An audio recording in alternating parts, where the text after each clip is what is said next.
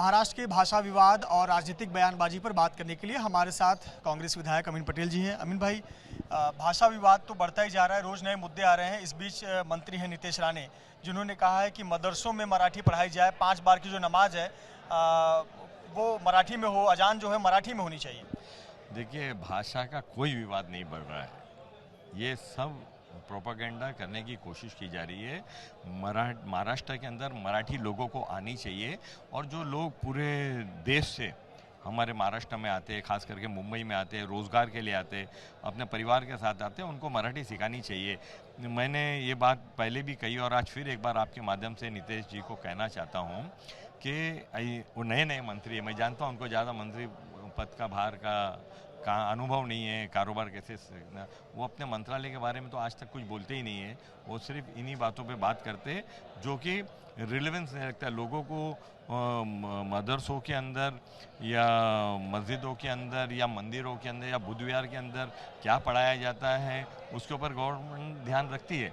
मदरसा modernisation का programme state government और central government run करती है, मदरसों को फंड देती है अपग्रेडेशन करने के लिए, कंप्यूटर लगाने के लिए।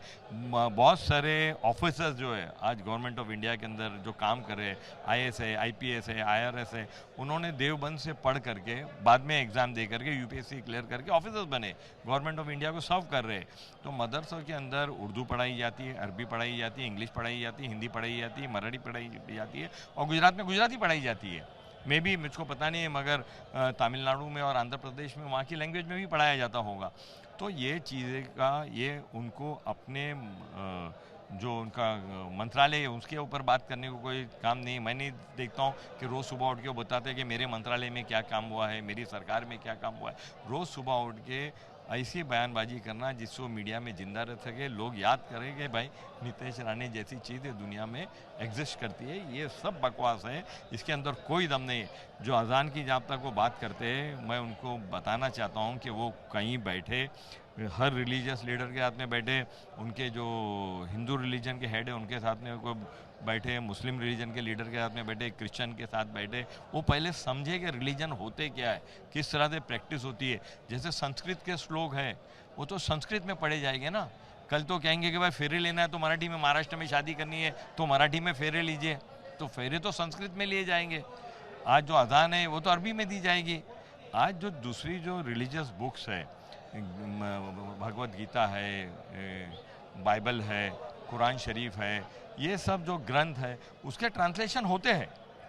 ये बुक्स जो है, जो रिलीजियस बुक्स जो है, उसको एक दूसरे की जानकारी के लिए अब हम किसी को कुरान शरीफ गिफ्ट करते हैं तो उसको अरबी में गिफ्ट करेंगे तो क्या पढ़ेगा, तो उसको हिंदी में गिफ्ट किया जाता है, मराठी में गिफ्ट किया जाता है, इंग्लिश में गिफ्ट किया जाता है। हमको भी लोग जो है कभी गिफ्ट करते हैं किसी फंक्शन में, तो जो भगवत गीता होती है वो संस्कृत में नहीं देते, हमको मराठी हिंदी में देते।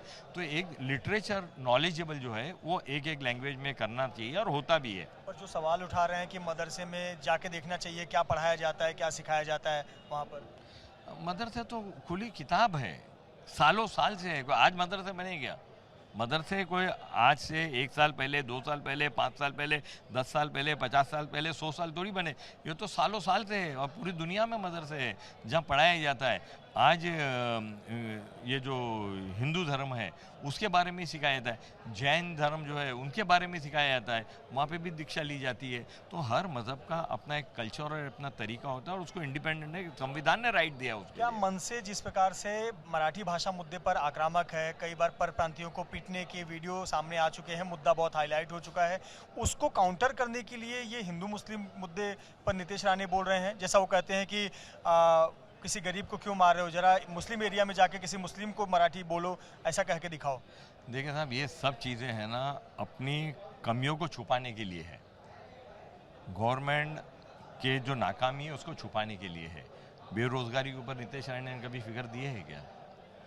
महिलाओं पे जो अत्याचार होते हैं उस पर कभी बात की है क्या उन्होंने? हमारी बहनें को नौकरी नहीं मिल रही है, काम नहीं मिल रहा है, पढ़ाई के ऊपर है, किसानों के ऊपर है, उस पर तो कभी मैंने इनकी कभी कोई बयान सुना ही नहीं है। और मेरी आप लोगों से भी रिक्वेस्ट है कि आप लोग भी उनको सवाल पूछिए कि भाई रोज़ सुबह एक ब्रीफिंग अपने मंत्रालय की तो करो। लोगों को पता भी नहीं होगा उनके पास मंत्रालय में खाता क्या है, और अभी तक तो वो खुद भूल गए होंगे उनके पास क्या खाता है। उनको यही बातें करना है, हिंदू मुस्लिम करना है, हिंदी मराठी करना है, गुजराती करना है, ये सब जो बातें जिसमें कोई तथ्य नहीं है वो बातें का काम करके वो लोगों को गुमराह करने की कोशिश करते हैं, मगर लोग बहुत समझदार हैं, उनकी बातों से कोई गुमराह नहीं होता है। दक्षिण भारत का राज्य है आंध्र प्रदेश, वहाँ पर टीडीपी कह रही है कि हिंदी भाषा सीखना चाहिए और पीवी नरसिम्हा राव का रेफरेंस देकर ये बात कही जा रही है कि उन्हें तो 16-17 भाषाओं का ज्ञान था। देखिए, भाषा जो रहती है ना, वो डेफिनेटली उस प्रांत से या उस देश से जुड़ी हुई होती है, मगर उसका एक अपना लिटरेचर होता है, उसका एक अपना कल्चर होता है, और ज्ञान लेना तो बहुत इम्पोर्टेंट है।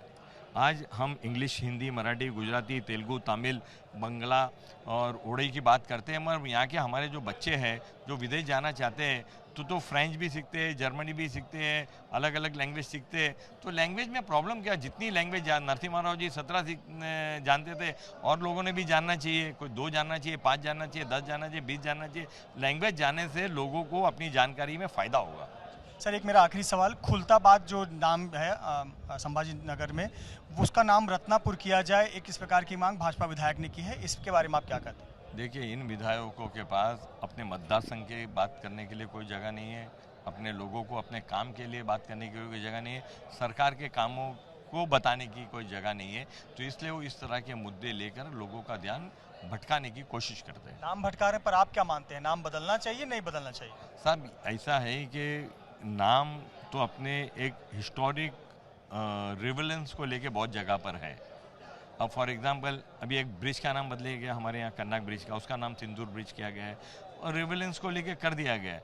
मगर कुछ जो हिस्टोरिक जगहें हैं, इतिहास है, और पूरी दुनिया के अंदर इतिहास को जिंदा रखा जाता है, तो जो ऐतिहासिक जो चीज़ें हैं उसका नाम रखने से या बदलने से पहले सरकार उस पर विचार करेगी, डिपार्टमेंट उस पर विचार करेगा।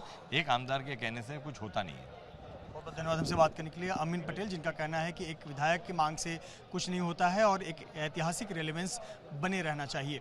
कैमरामैन आसिफ खान के साथ मृत्युंजय सिंह, एबीपी न्यूज़, मुंबई।